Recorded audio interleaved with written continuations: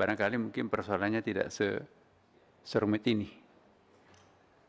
Nah, tapi karena kita akan memfungsikan badan ini lebih awal, dan badan juga kelihatannya sudah akan siap untuk itu, ya persoalannya berikut, tidak ada tambahan dana dari sumber dana. Nah, jadi kita akan peras, kami coba tadi mendiskusikan dengan teman-teman, ini mau diambilkan dari mana, ini nanti kan ada gaji, tidak mungkin bisa dipotong. Kemudian juga ada SBSN, itu juga agak sulit untuk dipaksakan ke situ.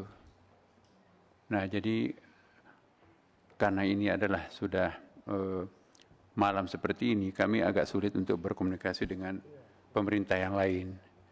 Maka itu kami mengusulkan kalau memang jam-jam seperti ini tidak bisa kita selesaikan karena tidak ada kemungkinan untuk berkomunikasi dengan misalnya pihak Kementerian Keuangan atau Bappenas, maka mohon waktu, dalam waktu sangat singkat, besok misalnya kami akan kembali lagi menjumpai Bapak pimpinan. Izin pimpinan, mohon izin Pak Menteri, diizinkan pimpinan. Ya, udah langsung izin. Siap. Saya mohon izin Pak Menteri, dari tadi menyimak dari awal, dari sisi kemampuan intelijensia kita yang ada di ruangan ini Pak, kok satu pokok persoalan ini kok tidak bisa selesai Pak. Saya dari tadi memantau Pak dari awal kita rapat, dari pukul 7.40 sampai 11.10 ini Pak. Pak Menteri dengan segala kemampuannya gitu. Saudara saya Pak Wakaban juga dengan segala kemampuannya gitu. Pak Sekjen juga.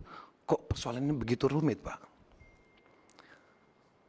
Ada dua hal yang perlu saya ingatkan di sini Pak, baik dari Kementerian Agama khususnya. Assalamualaikum warahmatullahi wabarakatuh. Penonton penggerak perubahan yang insya Allah dirahmati Allah Subhanahu wa Ta'ala. Kita lihat semenjak yang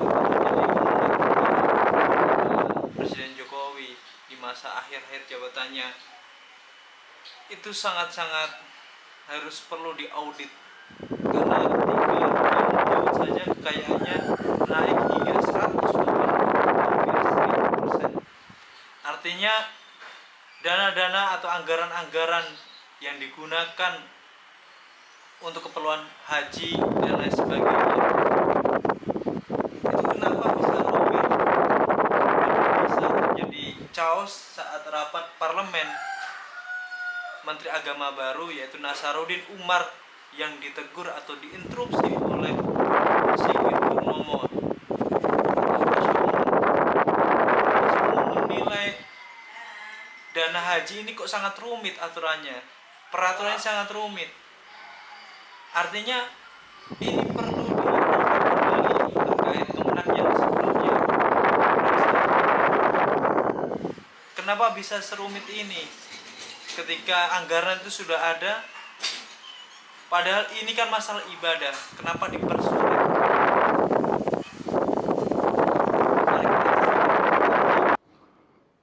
Mayoritas anggaran kan ada di Kementerian Agama Pak. Itu yang pertama. BPH ini bayi yang baru lahir, gitu, yang juga terdesak dengan apa yang menjadi kebijakan Bapak Presiden kita, yang harus kita hormati marwahnya gitu. Jangan sampai kemudian BPH ini juga dianggap tidak punya kemampuan untuk melakukan komunikasi ya, terhadap apa yang diamanahkan atau sebagai mandatori dari kebijakan Bapak Presiden gitu. Tadi Pak Hasan Basri Agung sudah menjelaskan bahwa isi dari Perpres itu sendiri sifatnya dukungan. Ini yang babak belur ini Pak, yang babak belur ini Pak Menteri, termasuk BPH ini, BPHJ ini Pak. Dari tadi ini kan Komisi 8 sudah membuka ruang sebenarnya. Mohon maaf sekali lagi, 1 jam lebih kami menunggu di dalam Pak, ternyata belum selesai. Apa yang terjadi dengan internal kementerian ini sendiri gitu. Kami dari fraksi PAN sebenarnya sudah ada titipan Pak, ada pesan dari fraksi kami sendiri khusus untuk penyelenggaraan ibadah haji ini sendiri Pak. Tapi karena ini begitu rumit, saya bingung harus mulai dari mana gitu Pak. Saya sepakat dengan apa yang disampaikan Ibu Selly tadi Pak. Ini soal umat Pak, soal jamaah haji Pak. Jangan karena ada egosentris atau tarik-menarik, gengsi, ya, atau siapa yang merasa lebih diamanahkan satu sama lain, ini kemudian menjadi momok kegagalan daripada pelaksanaan penyelenggaraan ibadah haji 2025, Pak. Kami Komisi 8 sebagai pengawas haji akan datang tentu berharap tidak ada hal-hal yang menjadi kendala yang disampaikan oleh pimpinan kami pada saat kunjungan kemarin ke Saudi gitu. Kenapa sih tidak ada yang mau ngalah gitu? Kalau saya berpendapat pimpinan, izin saja nih pimpinan, berpendapat saja. Kalau memang isi dari Perpres itu sendiri sifatnya dukungan, mungkin dengan segala kerendahan hati BP Haji menyesuaikan. Tentu terkait SOTK ini menjadi penting juga, Pak. Nah, yang menjadi persoalan, apakah yang dilaksanakan oleh BP Haji sesuai dengan anggaran yang diusulkan dilaksanakan juga oleh Dirjen Haji? Apa ini nggak tumpang tindih, Pak, secara misalnya contoh saja di sana yang nerima siapa nanti, BP Haji atau Dirjen Haji? Untuk apa dan lain-lain. Saya ini belum haji, Pak Menteri, kan Pak Menteri paham saya ini belum haji, jadi saya ini belum bisa banyak berkomentar. Tapi paling tidak dalam proses ini kami menyimak, loh ini pelaksanaan ibadah haji di depan mata ini, Pak Sekjen. Di depan mata loh ini, Pak. Dan besok izin Pak Ketua, ini kan kita mau reses, Pak.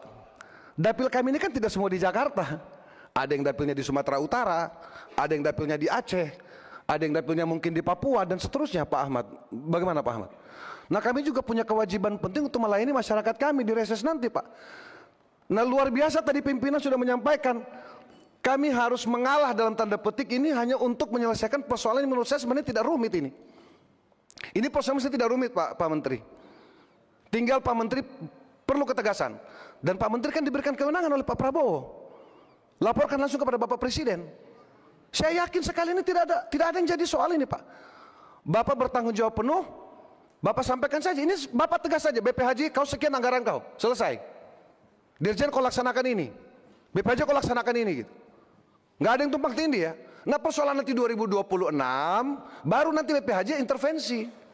Baru ambil alih, menurut saya seperti itu, Pak. Kami dari fraksi PAN, Pak. Gitu. Ini saya kira sederhana sekali, Pak. Ini kayak mainan aja, rebutan mainan aja bareng ini, Pak. Siapa yang mau dikasih mobil-mobilan, siapa yang mau dikasih motor-motoran. Gitu. Jadi jangan direbut semua. BP Haji mau mobil-mobilan juga, Dirjen juga mobil-mobilan, Kementerian Agama juga bingung mau ngasih yang mana. Ini kan dua-duanya anaknya Pak Menteri ini. Dirjen anaknya Pak Menteri, BP Haji juga anak kira-kira anak baru lahir lah kira-kira begitu. Anaknya Pak Menteri yang baru lahir yang perlu juga dikasih mainan. Dari istri ke? Enggak. Gitu. Nah, izin Pak Menteri, mohon maaf dari tadi kami ini dia menyimak, mohon izin dengan pimpinan tadi memantau kita apa sih yang terjadi ini, Pak, gitu. Nah, tentu kalau kami ini mengikuti bagaimana pimpinan kami, Pak, gitu. Kami anggota ini saya yakin sekali kita ini semua kompak mengikuti arahan pimpinan. Tapi tentu saya kira demi kebaikan kita bersama, ini kan ditonton oleh jutaan khususnya umat Muslim yang punya kepentingan terkait haji, Pak. Gitu. Jadi Pak Menteri izin dengan segala hormat tidak bermaksud mengajari, tentu Pak Menteri lebih paham. Saya kira ini urusan sederhana, Pak. Di sini ini ada mantan gubernur, ada Pak Hasan Basri, ada mantan bupati Pak Ahmad. Kami sendiri pernah wali kota, pernah wakil wali kota gitu.